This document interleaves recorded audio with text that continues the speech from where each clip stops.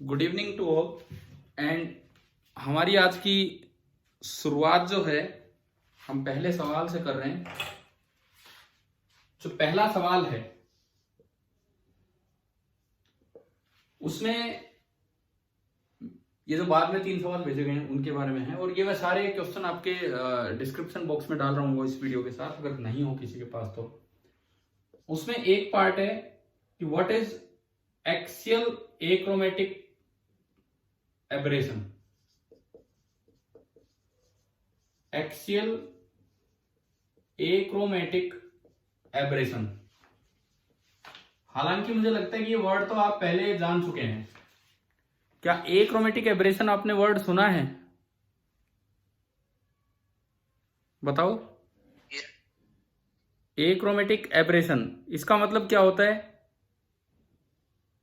Achromatic नहीं, sorry, chromatic aberration. Achromatic तो उसको दूर कर देते हैं तब वर्ड यूज करते हैं।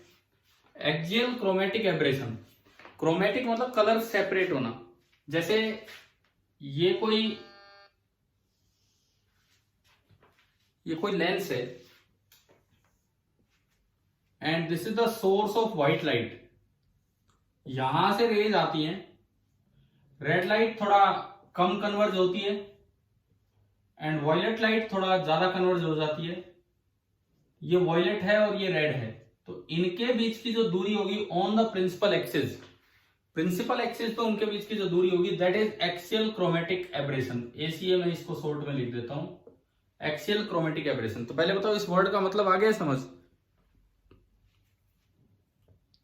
हाँ जी, क्लियर हुआ ये वर्ड क्या होता है एक्सियल क्रोमेटिक एब्रेशन? ठीक है, अब इसके बाद सुनिए। अब इसमें एक न्यूमेरिकल दिया गया है। Convex lens has a focal length of 15.5 into 10⁻² metre. 15.5 into 10⁻² metre for red colour and 14.45 into 10⁻² meter for violet color. If an object is kept at a distance of 40 centimeter from the lens, अगर object 40 centimetre पे रखा है तो u हो गया है -40 centimetre. तो आपका u हुआ -40 सेंटीमीटर। ठीक है, तो पूछता है calculate the longitudinal chromatic aberration of the lens. Longitudinal means along the axis कितना क्रोमेटिक एब्रेशन हुआ होगा, ये आपको बताना है। कैसे करेंगे बताओ भाई? U तो फिक्स है, रेड कलर के लिए F ये है और वॉयलेट कलर के लिए ये है, तो आप 2 बार V निकालोगे। एक बार फॉर रेड कलर इक्वेशन लगाओगे, lens equation 1/V minus 1/U, U is -40 is equal to 1/F 15.5। अच्छा, अब 10⁻² को अगर मैं हटा दूं तो ये सेंटीमीटर बन गया कि नहीं? बोलो, कभी यही रख दो, ये सेंटीमीटर में तो इसको भी सेंटीमीटर में लेके चलो, यानी कि ये बन गया इतना सेंटीमीटर। समझ आ रहा है ना? ठीक है। सिमिलरली अगर आप दूसरे को देखते हो तो वो भी इतना ही सेंटीमीटर बन जाना है। तो दूसरा जो बनेगा वो बनेगा 14.45 सेंटीमीटर। हाँ भाई, क्लियर हो रहा है ये क्या किया हमने? 14.45 सेंटीमीटर। ठीक है, अब इसके बाद देखो, इसके बाद क्या करना है? एक बार रेड के लिए करके VR निकाल लो, एक बार वॉयलेट कलर के लिए करके अगेन आप V निकाल लो for violet. -1/-40 is equal to 1/14.45, और दोनों कैलकुलेट करके VR ज्यादा आएगा और दूसरा कम आएगा, तो आपको ज्यादा में से कम घटा देना और वो आपका एक्सियल या लॉन्गिट्यूडनल क्रोमेटिक एब्रेशन आ जाएगा। अब बताओ ये क्वेश्चन पूरा कर लेंगे आप? ये पहला सवाल। Yes sir. ठीक है, कर लेना कैलकुलेट। सेकंड देखिए आप, क्वेश्चन नंबर सेकंड एक हीट इंजन पे है, तो ये भी एक अच्छा सवाल है, देख लो।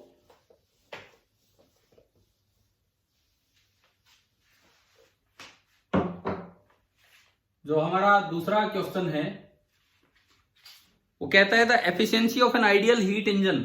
एक बार आप दिमाग में रखो कि एक हीट इंजन कैसे काम करता है, बस फिर तो फटाफट हो जाएगा। हीट इंजन की वर्किंग स्टाइल ये होती है कि ये उसमें एक वर्किंग सब्सटेंस होता है। हीट इंजन में ये एक वर्किंग सब्सटेंस होता है। ये क्या करेगा, ये किसी भी एक सोर्स होता है at high temperature, this is a source at high temperature T1। ये क्या करेगा, इससे ना कुछ एनर्जी लेगा Q1। कंप्लीटली ये हीट को वर्क में कन्वर्ट कर नहीं सकता है। मान लो इसने W पार्ट उसका वर्क में कन्वर्ट कर दिया, ये हमारा आउटपुट है, this is the output and this is the input. लेकिन कुछ पार्ट हमेशा बचता है और वो रिजेक्ट करना पड़ता है to a sink at low temperature T2। T1 is always greater than T2। ये एक हीट इंजन की सिंपल वर्किंग होती है, किस तरह से हीट इंजन काम करेगा। अब बताओ क्या यहां तक समझ आया? मैंने जो डायग्राम बनाया यहां तक देखो, एक हाई टेम्परेचर बॉडी है, उससे एक हाई टेम्परेचर बॉडी है, उससे ये कुछ एनर्जी गेन करेगा और लो टेम्परेचर बॉडी को ये एनर्जी रिजेक्ट कर देगा। ये आपका होता है हीट इंजन। अच्छा अब सुनो, ये लिखता है आइडियल। अब अगर आइडियल हीट इंजन है तो आइडियल में एक इक्वेशन होती है कि Q2/Q1, ये हम +1 क्लास में डेराइव करते हैं, लेकिन आइडियल हीट इंजन की ये रिलेशन होती है Q2/Q1 is equal to T2/T1 where T1 and T2 are in kelvin. अगर T1 T2 केल्विन में है तो ये आइडियल हीट इंजन की इक्वेशन होती है। अब देखो इसने क्या कहा है, this is working between freezing point and boiling point of water. तो हाई टेम्परेचर तो हो गया boiling point of water and low temperature हो गया freezing point of water. Water का बॉइलिंग पॉइंट कितना होता है? वाटर का बॉइलिंग पॉइंट कितना होता है बताओ? 100 डिग्री सेल्सियस। तो केल्विन में बोलेंगे तो 373 केल्विन। और फ्रीजिंग पॉइंट होता है 0 डिग्री सेल्सियस, तो केल्विन में हो गया 273 केल्विन। क्लियर है यहां तक? ठीक है। अब सुनो, अब ये पूछता है the efficiency of the heat engine is. In general किसी भी डिवाइस की इन जनरल एफिशिएंसी क्या होती है? इन जनरल अगर आप देखें तो किसी भी डिवाइस की एफिशिएंसी का क्या फॉर्मूला होगा? पावर इनपुट अपॉन हाँ, इन output upon input, input upon output नहीं, आउटपुट अपॉन इनपुट। और परसेंटेज में इसमें क्वेश्चन में 4 ऑप्शंस हैं, तो इनटू 100 और हो जाएगा। ये आपकी एफिशिएंसी होती है। एफिशिएंसी जिसका सिंबल होता है eta, that is output upon input into 100। अब इसका आउटपुट क्या है? एक इंजन आप यूज कर रहे हो, एक इंजन आप यूज कर रहे हो तो उसका आउटपुट क्या होगा? एक इंजन आप यूज कर रहे हैं तो उसका आउटपुट क्या होगा? Work done. समझ रहे हो ना? एक इंजन आप यूज कर रहे हो तो उसके आउटपुट का मतलब है कि कितना वर्क किया है उस इंजन ने, वो दरअसल उसका आउटपुट होगा। तो अभी देखो, आउटपुट के रूप में W है और इनपुट के रूप में एनर्जी कितनी दी वो, यानी कि W/Q1 इंटू 100। अब आप थोड़ा सा एल्जेब्रिक इक्वेशन बनाओ, थोड़ी सी एल्जेब्रिक इक्वेशन। आपने एनर्जी दी है Q1, उसका कुछ पार्ट वर्क में बदल गया, कुछ Q2 उधर गया, तो मैं लिख सकता हूं Q1 is equal to W plus Q2। ये तो एक सिंपल मैथमेटिकल इक्वेशन है इस तरह से। तो यहां से अगर मैं देखूं तो W आ गया Q1 माइनस Q2, तो ये आपने इसमें रखा W की जगह Q1 minus Q2 upon Q1 into 100। Percentage में Q1 से अलग अलग डिवाइड कर दो, तो ये बचा 1 minus Q2 upon Q1 into 100 percentage में। अब क्वेश्चन में दिया है कि ये आइडियल इंजन है। आइडियल इंजन की इक्वेशन ऊपर लिखी हुई है क्या, कि Q2/Q1 is equal to T2/T1। तो मैं अगर इसकी वैल्यू निकालूं T2/T1, T2 ये है 273/T1 इज 373। ये आपने इसमें पुट किया तो एफिशिएंसी आई 1 माइनस 273 अपॉन 373 इंटू 100। तो ये आ गया 100 अपॉन 373 और 2 जीरो और इतना परसेंट। अब आप ये देख लो भाई ये कितने परसेंट है, क्योंकि इसमें कुछ ऑप्शंस दिए हुए हैं 6.25, 20%, 26%, 12%। देखो आइडिया लग जाएगा। 6 कितना आ रहा है ये? नियरली 26%। 26 हाँ, तो वो जो भी ऑप्शन है वो आ जाएगा। तो मतलब इस क्वेश्चन ने एक तरह से हमें हीट इंजन रिवाइज करवाया है। क्या हमने 9th क्लास में हीट इंजन पढ़ाया था क्या आपको थर्मो के समय, या नहीं? Yes sir. हाँ, तो ये उसी का रिवीजन है एक तरह से। ठीक है, उसके बाद आता है तीसरा सवाल। देखिए question number 3। The ratio of escape velocity at Earth to the escape velocity at a planet whose radius and mean density are twice as that of Earth. देखो एक तो अर्थ है, अर्थ का रेडियस r है, मास m है। बताओगे मुझे एस्केप स्पीड का क्या फॉर्मूला होता था? Under root into 2 into G into M by capital R, ये फॉर्मूला था। फिर ये कहता है कि एक दूसरा प्लेनेट लिया, उसका रेडियस ट्वाइस डबल है और उसकी डेंसिटी भी डबल है। डेंसिटी डबल है तो मास कितना हो गया भाई? मास होता है डेंसिटी इंटू वॉल्यूम। मास होता है डेंसिटी इंटू वॉल्यूम। सवाल में दिया गया है कि डेंसिटी भी डबल है और रेडियस भी डबल है, तो डेंसिटी भी 2 टाइम्स और रेडियस डबल होने से वॉल्यूम 8 टाइम्स। डेंसिटी 2 टाइम्स और वॉल्यूम 8 टाइम्स, तो प्रोडक्ट 16 टाइम्स। यानी कि अगर अर्थ का मास m है तो इस प्लेनेट का मास कितना हो गया बताओ? 16m।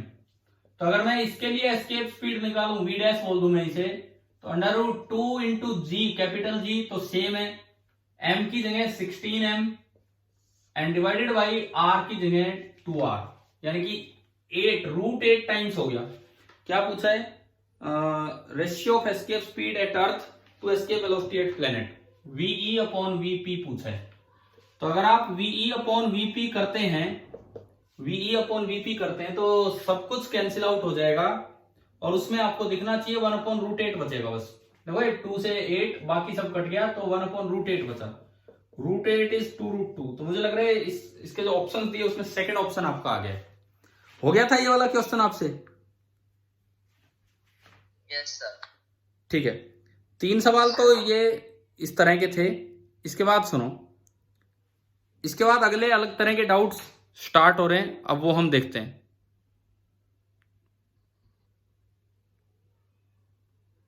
बीच बीच में क्या आप बाहर हो जाते हो क्या? वही नाम 2-3 बार आ चुका, फिर एंट्री होनी पड़ती है। देखिए अगला क्वेश्चन जो हमारे इन 8 सवालों में चौथा सवाल होगा वो हम देखते हैं।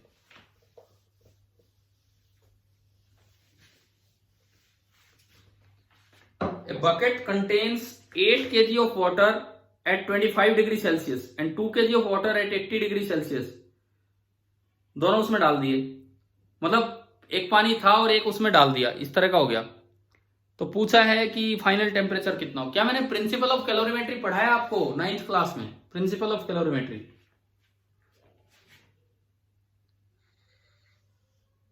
देखो 8 किलोग्राम पानी था 25 डिग्री सेल्सियस पे और 2 किलोग्राम पानी था 80 डिग्री सेल्सियस पे। पूछा है कि फाइनल टेम्परेचर बताओ। मान लो इसने कुछ हीट गेन की, उसने कुछ हीट लूज की और फाइनल टेम्परेचर आ गया T। तो प्रिंसिपल ऑफ कैलोरीमेट्री कहता है इसने जो हीट गेन की वो बराबर हीट लॉस्ट। तो हीट गेन यहां से तो बनेगी 8m इंटू C, वो दोनों सेम है तो C दोनों का सेम होगा, या S बोल दो, into delta T minus 25 is equal to 2 into C MC। याद आ रहा है कि नहीं फॉर्मूला? क्या होगा? Equal to MC delta T जो हम लगा रहे हैं इसमें, और यहां पे डेल्टा T होगा 80 माइनस T। ये डिग्री सेल्सियस में चल रहा है टेम्परेचर वाला काम, तो डिग्री सेल्सियस में आंसर आ जाएगा। बताओ भाई ये इक्वेशन बताओ, प्रिंसिपल ऑफ कैलोरीमेट्री की इक्वेशन समझ आई कि नहीं? ये तो है जो इसने हीट गेन की, और दूसरी है कि उसने हीट लॉस कितनी की, और कैलोरीमेट्री का प्रिंसिपल कहता है कि इन दोनों को इक्वेट कर दो। हाँ जी बोलिए, ये इक्वेशन आई क्या समझ? बताओ, अरे बोलो, कोई डाउट है इस इक्वेशन में? तो आपने जब इसको सोल्व किया 2 से 4, c से c भी कैंसिल हो गया, तो 40 minus 100 is equal to 80 minus t। ये t इधर आके जुड़ेगा, 5t is equal to 180, t minus 25। एक बार मैं दोबारा से इसका वो चेक करता हूं। 8 kg ऑफ वाटर है 25 डिग्री पे एंड 2 kg है 80 डिग्री पे। तो ठीक है, इसने कुछ टेम्परेचर गेन किया, उसने कुछ लूज किया। तो 8 into C into T minus 25 is equal to 2 into C into 80 minus T. ये आपने लगाया, तो ये 2 से 4 गया, 40 minus 100 is equal to 80 minus T. T इधर आया, 5t इज इक्वल टू 180। तो यहां से जो t निकल के आ रहा है that is 180 by 5, 5 3 15, 5 6 3, 36 degree Celsius आ गया। बताओ। अच्छा, ये सवाल शुरू से बताऊं, एक बच्चे का मैसेज आया, सुनो ध्यान से सुनो। Principle of calorimetry 9th class में बताया गया था कि जब भी दो बॉडीज कांटेक्ट में आएंगी, जो हायर टेम्परेचर बॉडी है वो हीट लॉस करेगी और जो लोअर टेम्परेचर बॉडी है वो हीट गेन करेगी। Heat lost by one body is equal to heat gain by other body. अब हीट लूज या हीट गेन कितना किया टेम्परेचर चेंज होने से, उसका फॉर्मूला होता है mc डेल्टा टी। तो इसका टेम्परेचर बढ़ा है तो डेल्टा टी लिखा जाएगा t माइनस 25, और उसका कम हुआ है तो ज्यादा में से कम हमने घटा दिया, ये हीट लॉस का है। तो एक ने हीट सी है specific heat capacity of the liquid, और दोनों लिक्विड सेम है, वाटर है, तो इसलिए दोनों का वो सेम होगा, और इसको हमने सोल्व कर दिया। बताओ भाई, ये सवाल आ गया कि नहीं आया समझ? Yes sir. ठीक है, यस सर। ठीक है, अगले क्वेश्चन पे चलते हैं।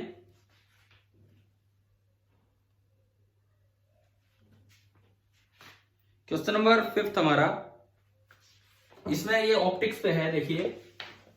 अब इसमें क्वेश्चन में कुछ भी नंबरिंग हो सकती है, मैं लाइन से 1 to 8 लेके चल रहा हूं। तो ये हमारा 5वां सवाल हो जाएगा अभी का, देखते हैं। ए लाइट पासिस थ्रू एयर,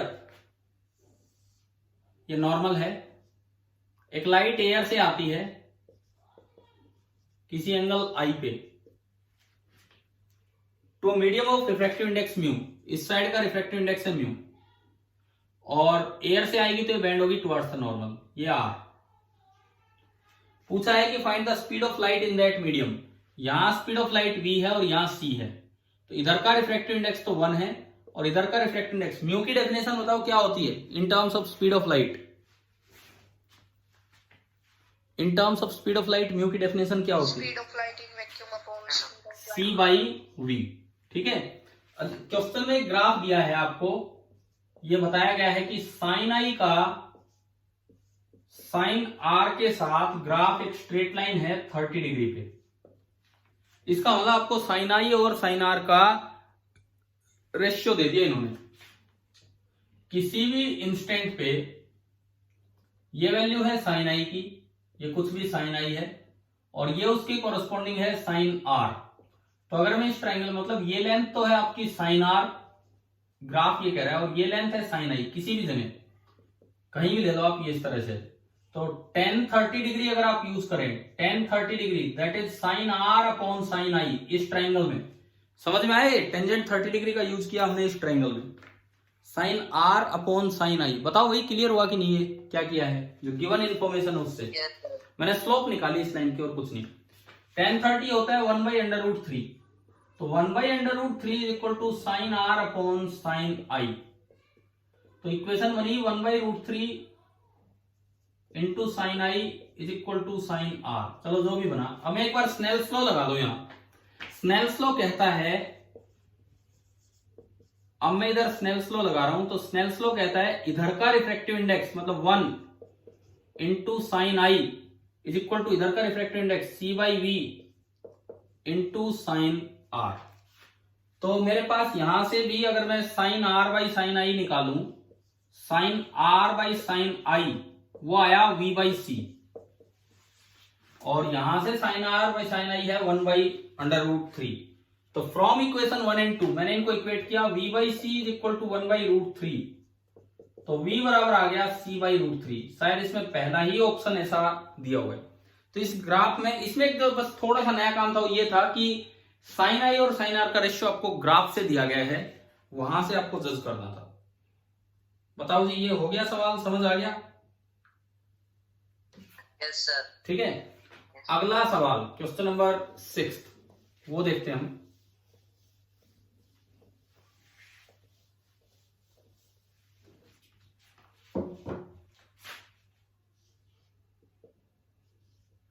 छठा सवाल देखिए। अब इसमें जिस बच्चे ने भेजा तो ऑप्शन 7 पूरे नहीं भेजे, कोई बात नहीं, ऑप्शन नहीं है इसके नीचे, एक ही ऑप्शन दिख रहा है। तो मैं आपको बस क्वेश्चन का जो डायग्राम है वो बना के दिखाता हूं।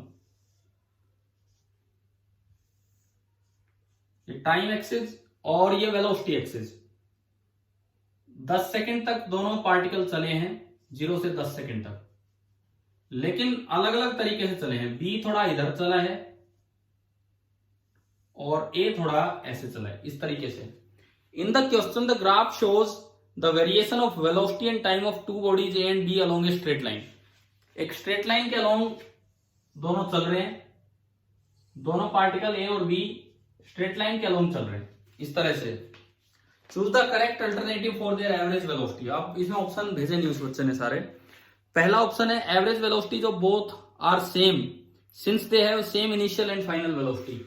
देखो, इनिशियल वेलोसिटी भी दोनों की सेम है और फाइनल वेलोसिटी भी दोनों की सेम है, तो क्या एवरेज वेलोसिटी सेम होगी कि नहीं, बताओ? No sir. क्यों? एवरेज का ये फॉर्मूला नहीं होता क्या, इनिशियल प्लस फाइनल अपॉन 2? बताओ ये फॉर्मूला होता है या कब लगता है ये वाला फॉर्मूला? Constant acceleration. हाँ, कांस्टेंट एक्सेलरेशन के लिए लगता है, और कांस्टेंट एक्सेलरेशन है नहीं, क्योंकि कांस्टेंट एक्सेलरेशन होती तो ग्राफ स्ट्रेट लाइन होते, और इन दोनों के ग्राफ स्ट्रेट लाइन नहीं है, तो इसका मतलब वो फॉर्मूला वैलिड नहीं है। तो अब ऑप्शन हमारे पास नहीं है, कोई बात नहीं। आप बस ये बता दो किसकी एवरेज वेलोसिटी ज्यादा है और किसकी एवरेज वेलोसिटी कम है, ये बता दीजिए आप। एक ही ज्यादा है। एक ही ज्यादा है, बिल्कुल सही जवाब है। कैसे, क्या लॉजिक है? सर डिस्प्लेसमेंट निकाल लो एरिया से। हाँ देखो, एरिया ए का ज्यादा है। एरिया ए के नीचे ज्यादा है, बी के नीचे कम है, बी के नीचे खाली ये बस ये है। ए का एरिया ज्यादा है, मतलब उतने ही टाइम में बी तो यही पहुंच पाया होगा, लेकिन ए यहां पहुंच गया, बी इतना ही चला है। अब एवरेज वेलोसिटी होती डिस्प्लेसमेंट अपॉन टाइम, तो ए का डिस्प्लेसमेंट ज्यादा हुआ तो उसकी एवरेज वेलोसिटी ज्यादा होगी। समझ में आ गया?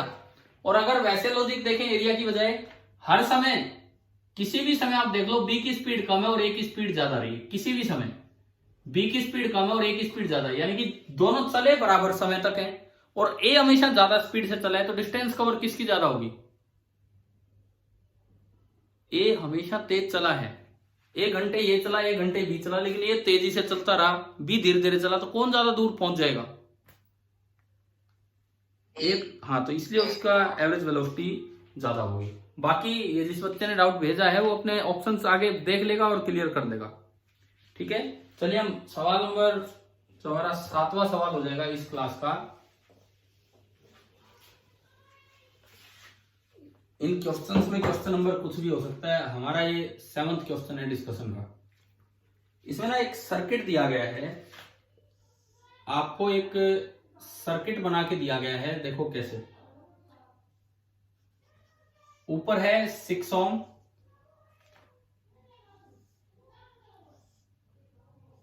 यहां पे ये 6 ओम, ये 2 ओम एंड ये 3 ओम, और ये ऊपर यूं ज्वाइन कर रखा है, इस तरह का सिस्टम है। पूछा है the current passing through the 2 ohm register is 3 ampere. ये हमें दिया गया है भाई, इसमें जो करंट जा रहा है ना वो 3 एम्पियर है। ठीक है, तो what is the approximate value of the EMF?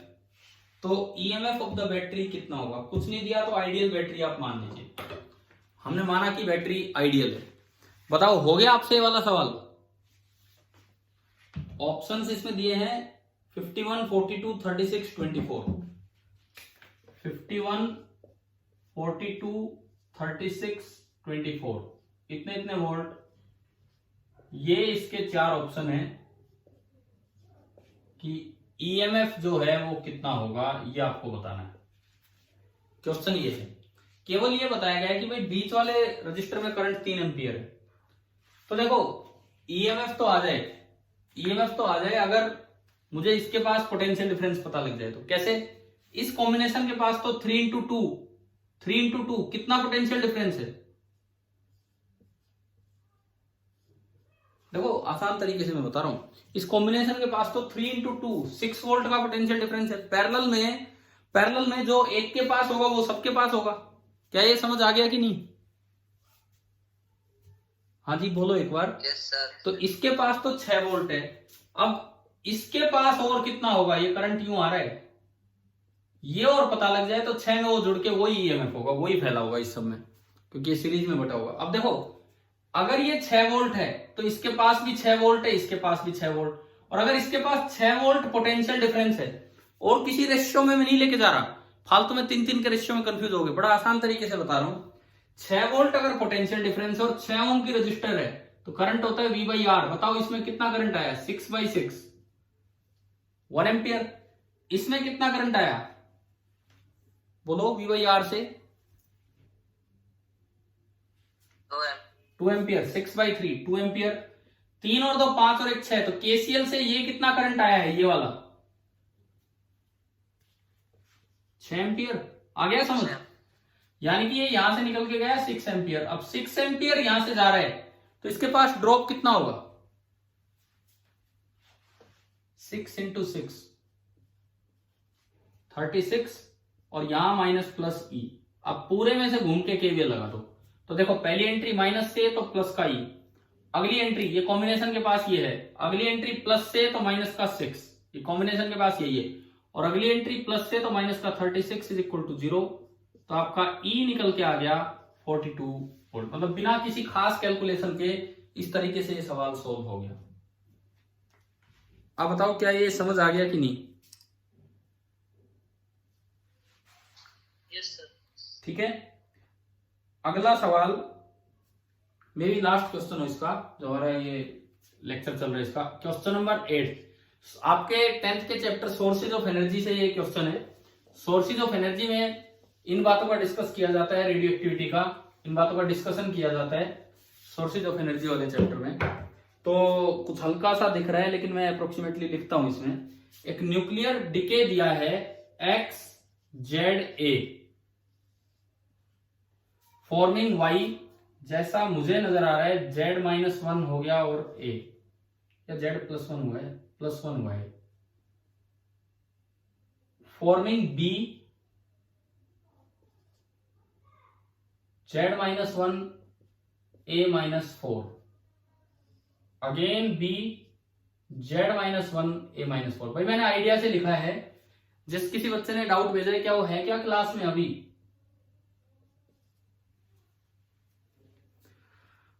हाँ भाई हो क्या आप या नहीं हो क्लास में? Yes sir. तो एक बार कंफर्म करो ना, यही Yes, क्वेश्चन, sir. यही क्वेश्चन है। तो इन्होंने पूछा है कि एमिटेड एलिमेंट यहां पहले डीके में क्या होगा, दूसरे डीके में क्या होगा और तीसरे डीके में क्या होगा। 4 ऑप्शंस इन्होंने बना के दिए, अल्फा बीटा गामा, दूसरा ऑप्शन बीटा अल्फा गामा, तीसरा option gamma beta alpha, and चौथा ऑप्शन बीटा गामा अल्फा। ये 4 ऑप्शंस है। तो एक तरह से रेडियो एक्टिविटी की समझ डेवलप करने वाला एक क्वेश्चन है। पहले डीके को आप पहचानो। एटॉमिक मास सेम है और एटॉमिक नंबर 1 बढ़ गया। अगर एटॉमिक नंबर 1 बढ़ गया तो इसमें से -10 पार्टिकल निकला होगा। अब देखो एक बात सुनो, इलेक्ट्रॉन का नंबर होता है -10, न्यूट्रॉन का नंबर होता है 0 1, प्रोटॉन का नंबर होता है 1 1। ये चीज आप दिमाग में रखो। और अल्फा पार्टिकल का नंबर होता है 2 4। ये न्यूक्लियर रिएक्शंस के लिए ऊपर नीचे कितना फर्क डालेंगे नंबर।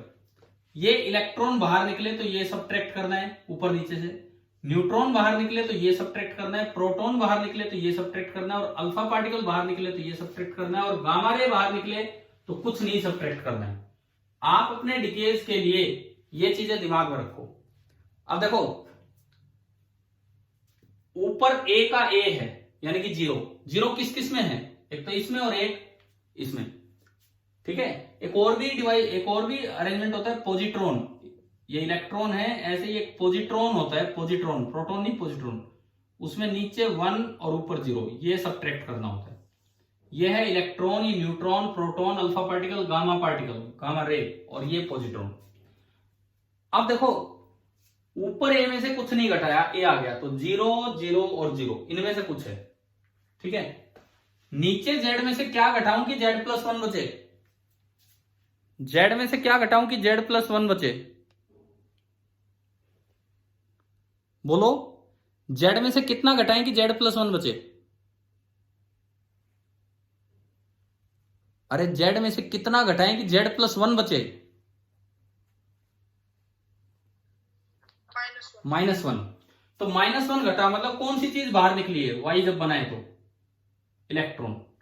यानी कि पहली रिएक्शन आपकी ये है X Z A forming Y Z plus 1 A, and साथ में एक इलेक्ट्रॉन निकला होगा।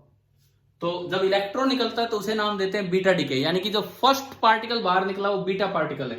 अब देखो इन 4 ऑप्शंस में से पहला बीटा किस किस ऑप्शन में है?